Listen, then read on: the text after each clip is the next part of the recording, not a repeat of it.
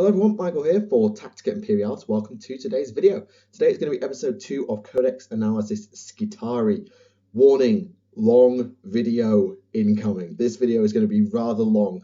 My original plan for this video is to do all 7 units in the Skitarii Codex. Like cover all of them today and then do the formations in the next episode. However, in the first couple of takes I had recording this video, that would have made that episode over probably an hour.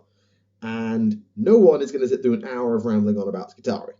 So what I decided to do is I decided to break the unit review down into 2 halves. This first episode that you're watching right now will cover all of the infantry. So Skitarii Vanguard, Rangers, and then the 2 Sicarian units, Rust Stalkers and Infiltrators. The next episode, episode 3, will cover all the vehicles, the Sidonian Dragoons, the Iron Strider Ballistarii, and the Onega Dune Crawlers, whatever. And then episode 4, when we'll wrap it all up, we'll look at the formations and then we'll do our final thoughts. It's 1 episode longer than I originally intended to do, and I apologize for that, but would you really have sat here for an entire hour? This episode is still going to be very, very long, at least by the standards of normal Codex Analysis videos, just because the war gear list is nothing like anything we've ever seen before. Like, seriously, I'm looking at this war gear list, and I can recognize 1, 2, 3, 4 things on that list. If you just looked at them as someone who'd never seen the Skitarii Codex before, there are 4 things you'd recognize, maybe 5, which is just mad. It's just mad. So it's going to get quite long. I should warn you, and I'm going to stop rambling now because I'm going to make this video even longer. Right, let's get going. If you missed the last episode as well, links in the description. Anyway, so Skitarii Vanguard, 55 points for 5. Weapon skill 3, ballistic skill 4, strength toughness 3, 1 wound, initiative 3, 1 attack, leadership 8, 4 plus save. Alpha has 2 wounds, 2 attacks, and leadership 9, and is also a character. You have 4 Vanguard and 1 Alpha in your squad as base. Remember, Alphas can be warlords. You don't have HQs. These are a troop choice. You don't have HQs, which means that you nominate the character to be warlord. My best bet is you generally choose an Alpha, either Vanguard or Ranger, so this guy could be your warlord. Remember that. These guys wear Skitarii Warplate, which is basically carapace armor. It's a 4 plus save. And they also carry a weapon called the Radium Carbine. See, new weapons, first unit. And what that does, I just scrolled too far. It is 18-inch range, strength 3 AP 5 assault 3 with a rad poisoning special, which means when firing a weapon that has this special rule, a to-wound roll of a 6 causes 2 wounds regardless of target's toughness. Each wound is allocated and saved separately. This is alright. It's not ridiculous, but considering you're putting out a maximum of 30 shots out of this unit, you're going to get maybe on average, assuming no Doctriners, you're going to get 3 of these, an extra 3 wounds out of it on average. And that's assuming full strength squad. So it's not amazing, but it's kind of handy to have. And if you get lucky, well, good to be you, I guess. Yeah, there's not much I can say about it. It is an objectively worse bolter, but you're paying far less than you're paying for Space Marine to lose that armor save and some stats, and the gun. But you have Doctrine Imperatives. This is important, always remember that, which is because it's really important. This is the unit you're probably going to buff the weapon skill on, just because these are closer range. Buffing ballistic skill is kind of nice, but you've got so many shots, I don't think you really need it. Feel no pain 6+, this is good. This is the only way your units ever stay alive, though. Beware the Assault Cannon. The Assault Cannon is the scariest thing you can face, because it's strength 6 AP 4. Yeah, it's just not good. They're also relentless, so if you do take heavy weapons in the squad, these guys are all assault at the moment, but if you do take heavy weapons, there are some weapons we will cover in a bit, you do not have to worry about moving, which is good. Now, the reason you want them in combat is the rad saturation rule. While the unit is locked in combat with one or more models with this special rule, all models in that unit subtract 1 from their toughness. This is really, really handy. Your strength is 3. This is terrible. Your initiative is alright. I mean, it's initiative 3, you take it or leave it. But knocking things down to toughness 2 or 3 is amazing. You don't even need me to tell you how good that is. It's just... seriously, going from wounding on 5 to wounding on 4s is massive. Going from wounding on 4s to wounding on 3s, same thing. It's just great. Just get them in combat. And the best place to have them is near one of the other close combat units, such as Rust Stalkers or maybe the Sidonian Dragoons, because, well, they hit hard in combat. So making everything that's in that combat go down by 1 toughness. Value. So much value. Right. You may include up to 5 additional Vanguard for 9 points a model. That takes you to 100 points for the squad. That's pretty good. 100 points for a 10-man squad of what is basically Space Marine scout stats with debatably better guns. Debatably worse guns as well, because they lose some range and a point of strength, but they gain a shot or 2. So yeah, I think that's pretty good value, 100 points. And this is where it's going to get really long-winded. All right, warning. The Vanguard Alpha may take items from ranged weapons, melee weapons, special issue war gear, and relics. We covered relics in the last episode, so go and check the link in the description if you don't know what any of them do. I don't think many of them are going to be that useful for you here. The Pater Radium might, because it creates a little bit of a mini nuke at the end of close combat. Problem, staying alive. Other than that, I don't think you need any. Right. Ranged weapons. So a model may replace their ranged weapon, which in this case is a radium carbine, with a phosphor blast pistol for 5 points, or a radium pistol for 5 points, or an arc pistol for 10 points. Let's go and have a look at what all of those lovely things do. So, arc pistol, 12-inch range, strength 6, AP 5 pistol with haywire. Okay, pretty good. I mean, it's the same AP as your other gun, so it's not like it's going to have a problem targeting things, and, well, it's strength 6. I mean, you lose 2 shots and 6-inch range to gain +3 strength, and pistol. So you can, no, you don't have a close combat weapon. Maybe not. Yeah, it's good. I think it's good. Would I pay 10 points for it? Depends on my opponent. Next up, Phosphor Blast Pistol. Yeah, here we go. It is 12-inch range, strength 5, AP 4 pistol with a Luminogen rule. A unit that suffers 1 or more unsaved wounds, glances, or pens caused by a weapon with this rule counts its cover save as being 1 point worse than normal until end of phase. Furthermore, units can reroll the dice to determine their charge range against the afflicted unit until end of turn. This is good when you're about to hit melee. However, this unit does not really want to be hitting melee all that much. It wants to take the charge. Sure thing, take the charge, because you're going to knock their toughness down. But throwing yourself in, what's the point? Because you have good Overwatch, because you got a million shots. And if the guy's Warlord, you could be Overwatching on BS4, remember that. So I think it's a pretty good weapon to have, and it will help with things like Rust Stalkers or something that's actually going into melee. Even allies get this. So if you're allied with, let's say, oh, I don't know, Space Wolves, shoot the unit. Oh, now suddenly my Thunder Wolves are re-rolling to charge. Sick. And knocking down cover saves, yeah, knocking down cover saves is good, but you can get a piece of war gear to do that for you for 5 points more than this, and keep your radium carbine. So would I do it? Excuse me. It's not the best fit for the unit. Oh, excuse me. I mean, it is the same sort of range, but it's just built for doing different things. So maybe it's up to you. I think it's a bit more personal choice, that one. And the radium carbine, which we will do, even though you'll never pick it. Radium pistol, sorry, 12-inch range, strength AP 5 pistol, rad poisoning. Why would you ever pay 5 points to lose 6-inch range and 2 shots? You wouldn't. You just wouldn't. So ignore that one, at least on this unit. It could be a place where you'll want to use it, but not this one.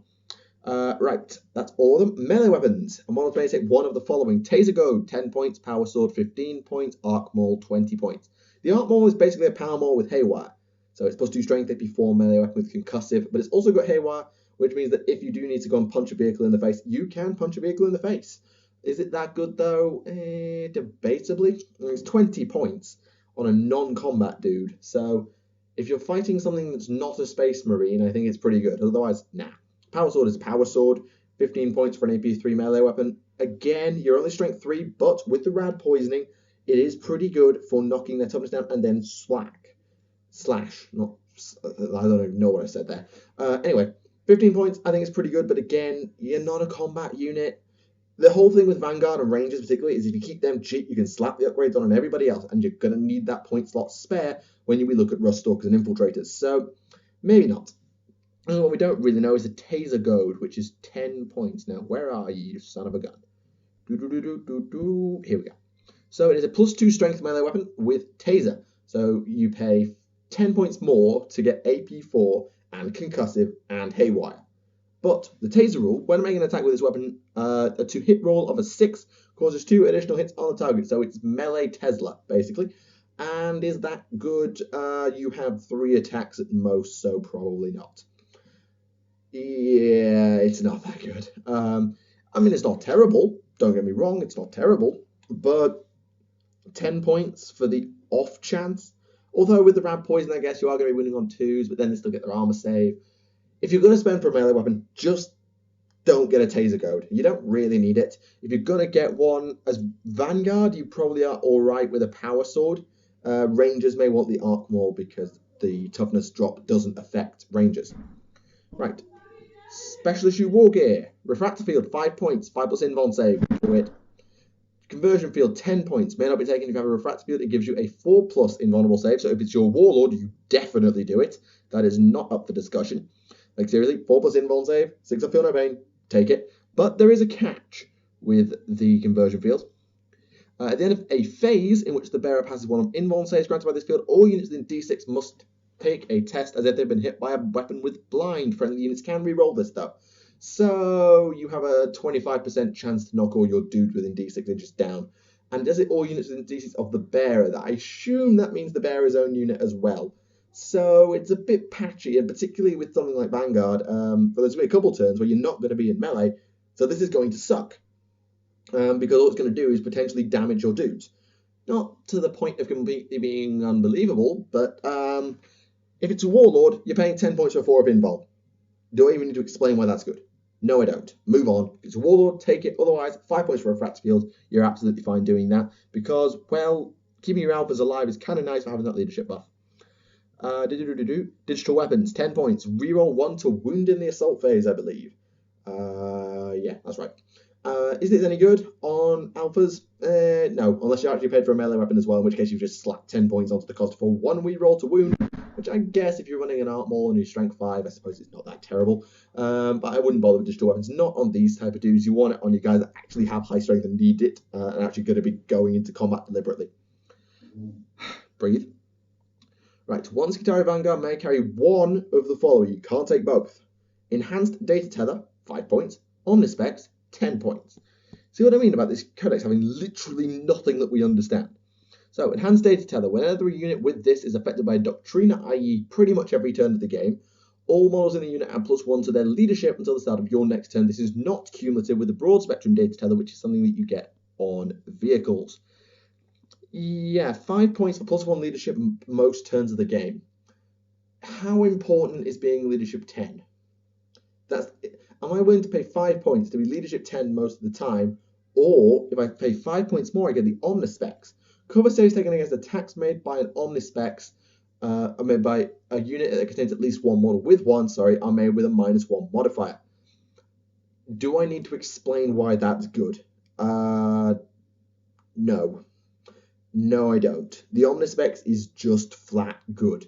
I mean, Radiant weapons put out so many shots that you probably can get around the whole problem. But if you've got low shot units, or things that don't put out that many shots per dude, then, well, you kind of want an Omnispecs. Here, with Vanguard, I think it's 6 2/3. You're going to be up close, so you're going to get assaulted, so you may need the extra point of leadership when you get down to the nitty-gritty. So either or is what I would say, but remember, you are still having to save points on these units just because of how expensive the units that we're going to cover later are going to be. Personally, I prefer the Omnispecs, but you could take either. Up to 2 Vanguard may replace their Radiant Carbines with 1 item from the special weapons list. If the squad numbers 10 models, 1 additional Vanguard may replace his Radiant Carbine with a special weapon, giving you a maximum of 3. Right, what are the special weapons?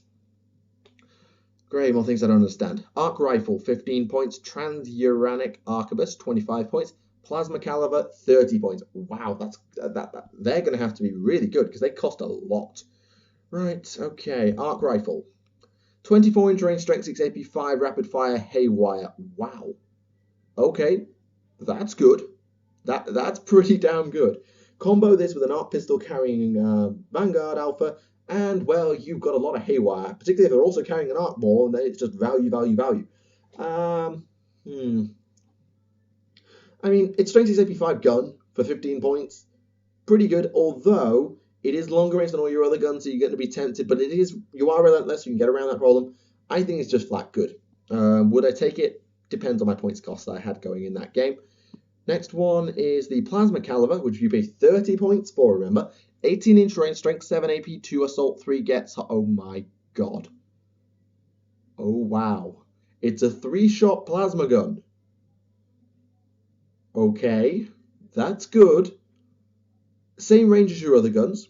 You don't lose any output of fire. All you lose is the radiation poisoning and gain gets hot. But your strength 7 AP 2. The issue is that you get hot a lot. So finding a way to twin link or get some way of re-rolling something would be kind of nice, although it's not available to you in this codex. Maybe Admech, which we're going to cover in a later series, will, or you need some allies it can give out. Oh, I don't know. Prescience? Yeah, Prescience would be pretty OP on this thing. But yeah, it's a 3-shot plasma gun for 30 points. Yeah, okay. That's good. That's good. Would I run it? Again, points as a thing, but because if you take 3 plasma calibers, you double the cost of your squad. Bear that in mind. What was that last weapon now? Transuranic Arquebus, here it is.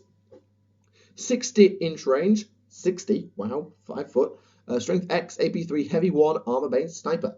Okay, so it's got pseudo rending. It's not actually rending because it doesn't affect vehicles. Its strength, is it 4? I feel like it's 4.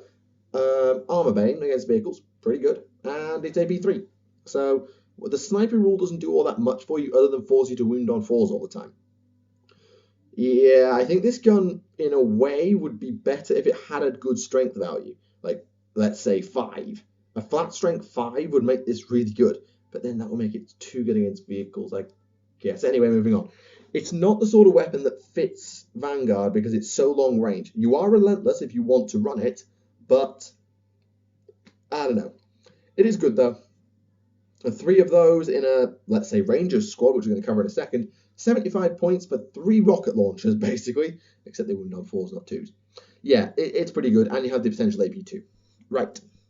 So that's those. I think they're pretty good, but they are costly. And remember, we don't really want to be spending that many points in these things. Right, so that's Vanguard. They're out the way. Overall, I think they are pretty damn good. But I think I'd rather run Rangers, so let's talk about them right about now.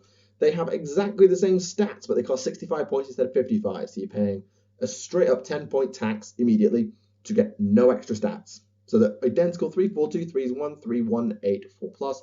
Alpha has +1 wound, +1 attack, +1 leadership, and as a character. 4 Rangers, 1 Alpha in the squad. They are wearing Skitarii war plate, same as your other dudes, but they also carry a galvanic rifle. Now, what's a galvanic rifle? Again, weapons I don't understand. Could you actually write rules for something that exists? 30-inch range, strength 4 AP4, rapid fire precision shots. Okay. 30-inch range, strength 4 AP4, rapid fire precision shots. Okay, this is a bolter gone mad. So you basically put Kraken bolts on and precision shots onto a bolter, and then you've given it to a Space Marine scout.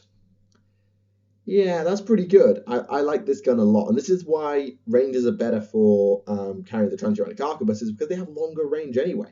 And with precision shots, Guard Commander camping behind his squad, nope, bang, gone. Orc Warboss in heavy armor hiding behind the Green Tide, nope, bang, gone. Although, maybe not, because it's toughness 5. But yeah, that's just a really good gun. I think that's really, really handy.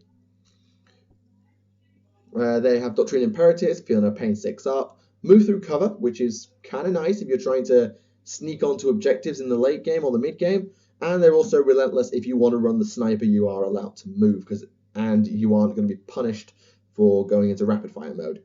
You can include additional 5 Rangers for 11 points each, being a full-size squad sets you back 120. That's okay, that's not bad. Pretty decent points cost, I have to say, for a unit. The Alpha may take items from range weapons, melee weapons, specialists, you will get, and relics, same as before, although with a slightly different role to the squad. So you definitely don't want melee weapons because you're not going anywhere near the face. And your pistols take a lot of range off your galvanic rifle for not much gain. I mean, even the arc pistol doesn't gain that much, really, so I wouldn't probably bother. Specialist you will get, again, if it's your warlord, conversion field, otherwise refractor field can't hurt. Relics, the Omniscient Mass gives you Fearless, melee weapon, terrain-based, melee weapon, shockingly ranged pistol, shockingly ranged gun. Yeah, I don't think you need any relics on Ranger Alphas, except for, I don't think you really need a conversion field. One Skitarii Ranger may carry either Enhanced Data Tether or Omnispecs. In this case, I say Omnispecs every day of the week, because yes, you have precision shots, but if they're still in cover, they're still in cover. And our flat phone is ringing. I hope somebody answers that. Yeah, I think an Omnispecs is your best bet. 98% of the time. Unless you're facing like know that you're going to be facing like Dark Eldar shenanigans who drop your leadership by 1 billion, or Harlequins, Kieran, I still haven't forgiven you for that. Yeah, I think Omnispecs is the way to go. Up to 2 other Rangers may replace their galvanic rifles with 1 item from special weapons, and if the squad number's 10, a third one may do the same. In terms of special weapons you want, well, the Arquebus fits this squad brilliantly because it's long range. The arc rifle, you lose nothing apart from 6 inches of, no, you lose 6 inch range to gain 2 strength, lose an AP, and gain haywire and lose precision shot. Yeah, an art rifle's debatably good, but the arquebus fits this squad so well because it's all about picking things out with precision shots, because sniper also, I think, grants precision shots. Plasma caliber, not a bad option again, but it is expensive and short range compared to your galvanic rifles. And that's Rangers. I know I didn't spend very long on them just because I spent so long on the Vanguard because they had to go through the entire war gear list. Yeah, Rangers are good. I prefer Rangers to Vanguard, although I do think the rad poisoning, particularly as an Orc player, I would hate that rule. Right, Sicarian Rust Stalkers. This is why things get costly and why you need to budget really carefully. They're 160 points for 5. Their weapon skill and ballistic skill is 4. Their strength 4, toughness 3, with 2 wounds, initiative 4, 2 attacks, leadership 8, and a 4-up save. Their princeps or sergeant has an additional attack and point of leadership, giving 3 attacks and leadership 9, and as a character. You get 4 dudes and a princeps in the squad. Oh, that's loud. Okay. They wear Sicarian battle armor, which is basically carry-based armor, but it also incorporates a 6-up invuln save. So you have a 6-up invuln, which is good. I cannot argue with a 6-up invuln at all. And you also carry 3 very weird weapons: the Transonic Razor, the Cord Claw, and Mind Scrambler grenades. Let's look at the grenades first, because I know they're going to come up first in this scroll through the list. Here we go. So, at range, they are 8-inch range, strength X, AP 4, assault 1, blast, haywire, neural trauma, which means that it always wounds on a 4+. It's not sniper. So it's a strength, it's a always wounds on 4s, AP 4, blast grenade that is also a haywire grenade. That's pretty good. I had to say, that's not bad at all, especially because it's free. Can't hurt to have it just before you hit melee. And in assault, you do not suffer the initiative penalty for charging through difficult terrain, but fight a normal initiative, i.e. 4, which is great. In addition, against vehicles, they are strength 3, AP 4, haywire. They will basically just have a haywire grenades as well in combat, which is good. Yeah, really nice. Right, let's look at these transonic weapons now. So, Transonic Razor is strength user, AP 5 melee with the Transonic special rule, which, by the way, is disgusting. When making an attack with a weapon that has this rule, any to wound roll of a 6 is an auto wound. That's fine. In addition, during the first round of close combat, any to wound rolls of a 6 are also AP 2. So in the first round of combat, you basically have rending. It's the equivalent of the sniper equivalent of rending. So you don't do it to vehicles, but you're AP 2 if you roll a 6 to wound. This is pretty good. During all subsequent rounds of a close combat, all wounds are resolved at AP 2. What the? Okay, so if you can survive 1 round of combat, you basically have strength 4, AP 2. You have the old power weapons back. Oh, and you're also carrying 2 different melee weapons, so you get an extra attack? Maybe? Because they're not specialist. Yeah, that's really, really nasty. Ooh, excuse me. Yeah, that's good. That's good. Yeah, right, okay. Moving on, Cord Claw, strength user, AP 5, melee, transonic, so same shenanigans, molecular dissonance. When a model equipped with the Cord Claw makes its close combat attacks, 1 attack will be a dissonance attack. Roll this attack separately, and it has flesh bane. Yeah, if that gets to the second round of combat, it's 2 to wound, AP 2. Oh man, that's nasty. Yeah, I don't know what face I just made there. Right, yeah, these guys, if they can survive a round of combat, are disgusting. Here's the problem. Surviving a round of combat. You have 2 wounds and a 4-up save and toughness 3. You don't live that often. A guardsman sergeant with a power fist is going to ruin your day, assuming you don't kill him first. But yeah, you've got to be careful what you charge with these things. These guys are best suited to sort of aiding in a combat and then just waiting for the enemy to throw his big scary stuff back in. So just throw them into a meat grinder, where hopefully they'll just be able to take a few hits and you've got some other Skitarii in there to help them. And then when your opponent thinks, right, these guys need to die, sends in his big stuff, oh, I'm AP 2 now, chop. That's the issue you're going to have, is staying alive for 1 round of combat, or at least not taking enough of a beating that your AP 2 attacks are just not doing all that much. It's risky. But you are AP 5 base, so it's not that terrible. And remember your molecular distance flesh bane attack, because it's helpful. These guys are also an elite choice. I forgot to mention that earlier. So when we're doing force, we did force all last episode. These guys are elites. They are bulky. They have doctrine imperative. So yes, you can get their weapon skill up to 7. They have Dune Strider, which gives them a bunch of extra movement, which makes them absolutely terrifying to set up about 18 inches away. They have Feel No Pain, flat Feel No Pain for a 5-up, which is good. And they have Furious Charge just because, we didn't need any more power in this squad. Let's now make them strength 5 on the turn they charge him, but at least you don't have AP2 on that turn. Furious Charge is there to make up for the fact you don't have AP2 in the first round of combat, unless you roll a 6. So yeah, these guys hit really hard, but not on the turn they charge. Ironically, these guys are a setup sweeper, so you set them up by getting them into a combat and then let them loose. Anyway, you can take an additional 5 in the squad, which costs you 30 points a model, which means a full-size squad sets you back 310. That's a lot. The Ruststalker Princess may take items from Special Issue War Gear and Relics of Mars. So, let's just remind ourselves of that list. Refractor Field. You have a 6-up invuln already. What's the point? Conversion Field. Your initiative is 4, and you're re-rolling the blind test. So Conversion Field certainly can't hurt. Digital Weapons. Yeah, reroll 1 to wound because combat when you've got a 2-up to wound attack that could also be AP2. Yeah, okay. Digital weapons are pretty good. In terms of relics, you may want the Omniscient Mask to give you rerolls to hit in the first round of combat, but again, it won't affect your AP2 turn.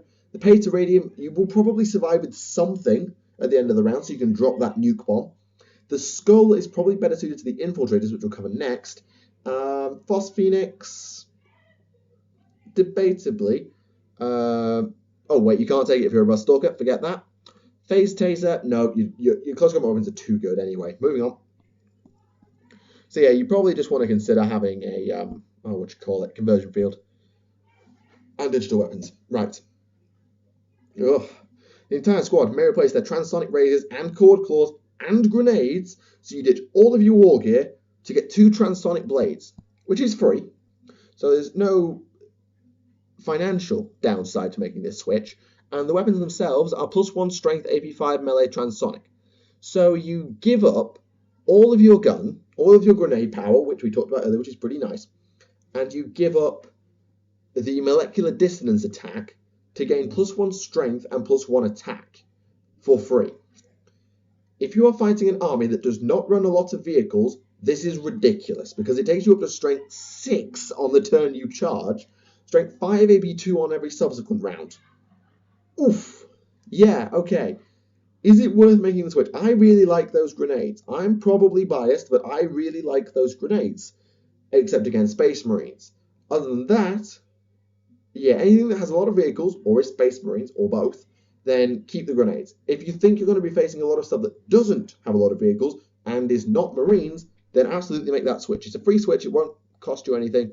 It's just pretty nice. Anything else? A Ruststalker Princess with 2 transonic blades may also actually have a Cord Claw as well for 5 points, which gives you back the molecular dissonance attack, but you pay for it. And he may also take a Prehensile Data Spike. What the bejesus is that thing? Is it a melee weapon? I have not seen... yes, it's a melee weapon, again, which is Strength User AP5, Melee, Haywire, Specialist Weapon, and Data Spike. When a model equipped with a weapon that has this special rule makes melee attacks, it makes an additional attack with this weapon at Initiative 10. This does not give you a pile-in move. If you're keeping the grenades, this is really good because it basically gives you an extra shot at Haywire. If you're not, then it doesn't really do all that much. It just gives you 1 attack at Strength 4 AP5 or Strength 5 AP5 because it's not affected by Transonic.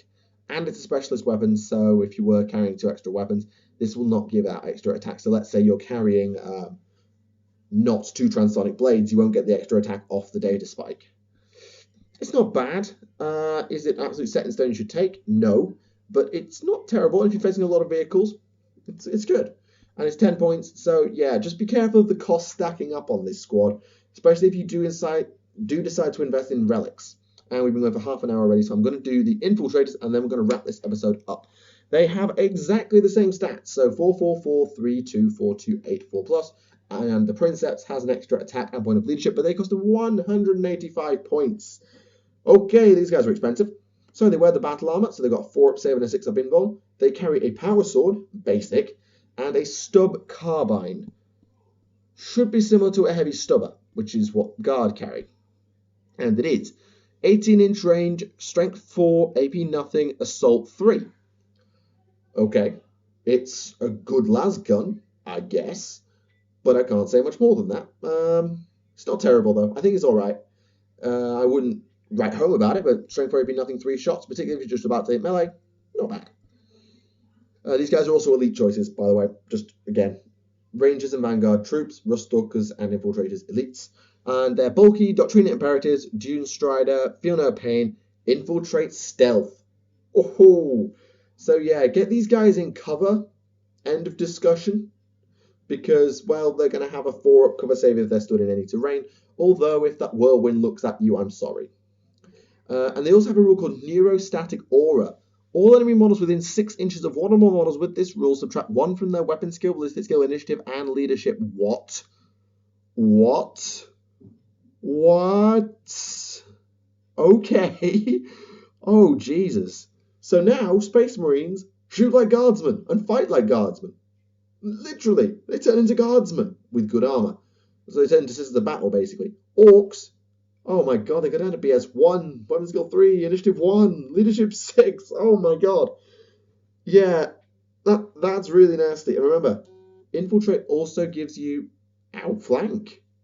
Yeah, outflank. So if you need it, just pop up on turn 2, right next to his big scary tank, which has got a las cannon. Oh, now you're BS 3 or BS 2. Sorry. Have a nice day. It's pretty nice. Although the setup for this unit is going to be pretty important. But Dune Strider does allow you to dash from cover to cover because you get an extra 3 inch to both your move and your run. You can get an additional 5 into the squad for 35 points each, which means a full-size squad, give me a second to do the maths, 185, 350 points. Okay, 350 points for a squad, that's a lot. But they are pretty good. The Infiltrator Princess may take Special Issue War Gear and Relics of Mars. Same thing. Conversion Field can't hurt. Digital Weapons is less good here, although you just have a Strength 4 Power Sword. In terms of Relics, Arkan's Divinator, rerolling for mysterious terrain with a unit like this is actually maybe not that horrible. Omniscient Mask, nah. Pacer Radium, we've got to get into melee. We don't really want to be there. We want to be there being a pain. If we do go into melee, Pacer Radium isn't bad. Phos Phoenix, debatably alright. I mean, it does have a lot of shots and it's very short range, which is where you're going to be. And I think the Skull of Elder Nicola, if you're going to take it here. Because you're going to be up close pretty quickly. And you can stay alive for a couple of turns. I mean, you can get to turn 3 and then bzzzt. Or, if you're really, really evil, outflank, get on the board, run into some cover, and then the next turn, move again, drop the Skull Bomb. You're going to have at least 3 dice behind that range. It's pretty nice for a nuke. It's not amazing, though. It's the best unit to put it on, but that's not saying much. Okay, anything else we need to do while we're on this unit? The entire squad may replace their stub carbines and power swords with fletchet blasters and taser goads. Now, and this is a free swap. The taser goads we talked about earlier, they're +2 strength melee weapons, so you give up AP 3 to gain +2 strength and the possibility of an extra couple of hits if you roll a 6. Not amazing. Maybe the fletchet blaster will save it. 12-inch range, strength 2, AP nothing, burst pistol, shred. So a weapon with a special rule fires 5 shots when fired, but it's otherwise treated as a pistol, so you do get the extra attack out of it. Strength 2, shred. Is that good? Not really. I mean, no, it's just bad. It's just bad. I would never bother with this switch. I mean, unless you're fighting something that's got a really high toughness value and you need to be strength 6, then no, I would not bother making this switch. I mean, it's not terrible against really light armored stuff like Orc Boys, but then you're wounding on 6s. So what's the point? Because it's not like you're losing AP to gain this.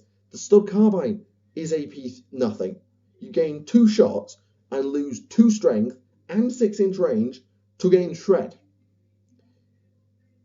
Nah, I don't buy it. Sorry. The Infiltrator Princess may also take an Info Slave Skull for 10 points. What the blimmin' heck? Info Slave Skull, here we go. A model with this adds 1 to its leadership and gains acute senses. Okay, so you go to leadership 10. That's all right. It means you don't get enhanced data tethers anyway, so it gets around the fact that you don't have an enhanced data tether. Acute senses, I've actually forgotten what acute senses does all of a sudden. What does acute senses do? Is it night vision? No, it can't just be night vision. It's got to be more than just night vision. It'll do something. Let me know in the comments what acute senses does, but I don't think it's all that good because I'm treating it at the moment as 10 points, a +1 leadership, night vision, and something. You don't massively need the buff to your leadership, so I don't know how good that's going to be. Anyway, infiltrators are, well, actually, we're done for this episode. So it's only taken us, what, 35 minutes? I warned you this episode was going to be long. Right, units in review. Skitarii Vanguard. Really, really quite nice. They're good at getting into melee and just being sticky. This is what they've got to do, is to take a round of combat to allow your units to get in and take advantage of that drop in your enemy's toughness. Particularly Rust Stalkers, because they have +1 strength in the charge. Well, phone, stop damn ringing. Right, their guns are alright as well. If you want guns, though, you pick Rangers. I prefer Rangers personally. They suit more my playstyle now that I play with my Elves Age of Sigmar. I really value a lot of good shooting, and this is a shooting game nowadays. Yeah, I think Rangers are just better, which is why you pay a bit more for them. You will want an Omnispex, just for when you need to pick that dude out. And a Transuranic Arquebus in that squad certainly doesn't hurt. I mean, it's classic. If you are going Vanguard, Plasma Calivers cost a bomb, but they're awesome. Rust Stalkers, these guys, if they work, and then some. The problem is the setup. You have to get them A, into melee, and B, to survive a round of combat before their abilities activate. So they're sort of thing that suits the Pater Radium, because that also does damage over time. If you can combo them into a charge with Vanguard, they're disgusting. I don't know. Also, if you want to swap the weapons, I think you're all right to do so. Go with the 2 Transonic Blades, although I do quite like those Mind Scrambler grenades.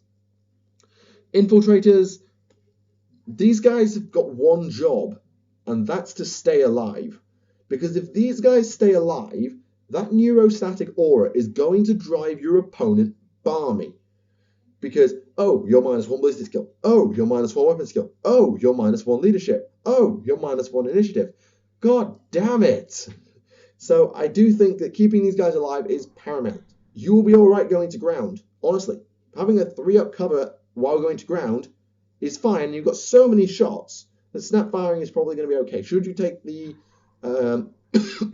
Fletcher Blasters?